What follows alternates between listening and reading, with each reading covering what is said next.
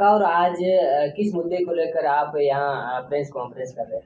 मेरा नाम खेताराम जानी है। आगामी 27 जनवरी को बाड़मेर मुख्यालय पर प्रतियोगी शिक्षित बेरोजगार संघ बाड़मेर के बैनर तले एक सांकेतिक प्रदर्शन किया जाएगा, जिसमें आरक्षण से संबंधित विसंगति और रोस्टर प्रणाली, जिसकी कानूनी लड़ाई ये हमारा जो प्रतियोगी शिक्षित बेरोजगार संघ है वो लड़ रहा है।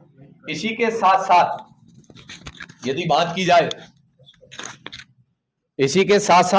की जाए तो वर्तमान हालातों के अंदर अभी हाल ही के एग्जामों के परिणाम और अभी एसओजी ने एक खुलासा किया है बहुत बड़ा, ओएमआर का घपला।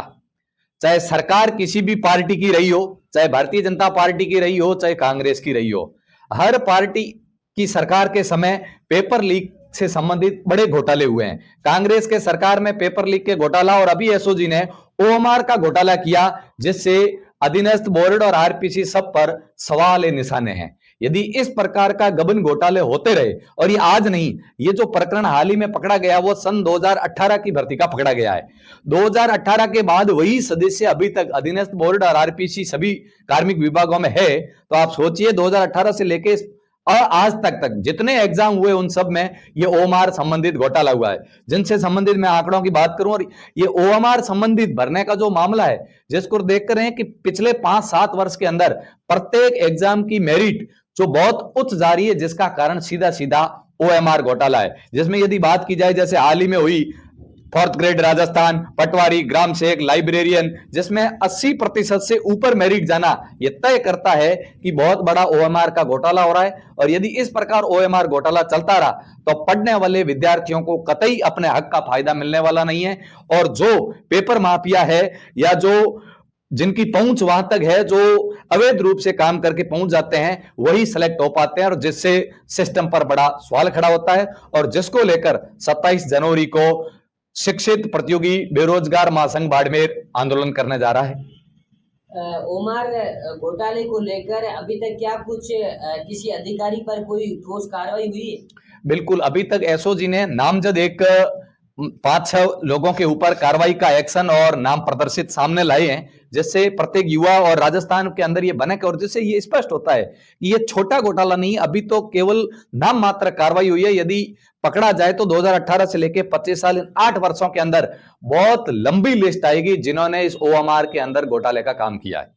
मेहनती युवा है, वो बहुत आक्रोश नजर आ रहे हैं। उनका कहना है कि कहीं भी किसी की भी सरकार हो, कभी पेपर लीक का मामला आता है, कभी ओमआर का घोटाले का मामला आता है, तो उनकी मेहनत कहीं ना कहीं रातों रात जाके बच्चे पढ़ाई करते हैं, उनकी मेहनत बेकार चली जाती है। उसको लेकर आप कुछ?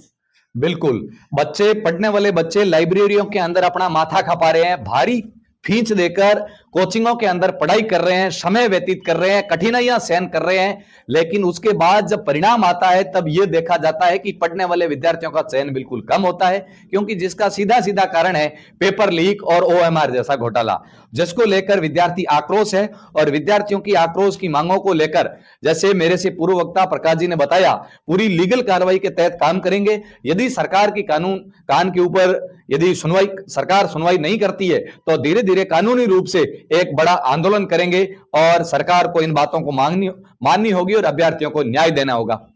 सरकार किसी की भी हो, लेकिन पेपर लीक का मामला ये आम हो चुके हैं। अब किसी की भी सरकार हो, पेपर लीक होना, ओएमआर घोटाला होना, लेकिन अब पेपर सुरक्षित कब होंगे? बच्चों की मेहनत है वो सुरक्षित कब होगी?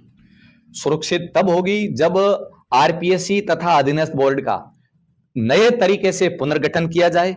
और इससे पहले जिन्होंने पेपर लीक से संबंधित जिन लोगों का नाम आ रहा है, छोटे से लेके बड़े तक, चाहे वो सरकार के कोई मंत्री हो, चाहे कार्मिक विभाग का अधिकारी, उन सबको अरेस्ट किया जाए। उसके बाद ही इस पे अंकुश लगाया जा सकता है। 27 तारीख को जो धरना प्रदर्शन होने जा रहा है, क्या वो एक दिवसीय धरना प्रदर्शन है? अगर नहीं तो फिर आपकी जो मांगे है वो नहीं मांगी जाएगी, तो फिर अगला आपका कदम क्या रहेगा?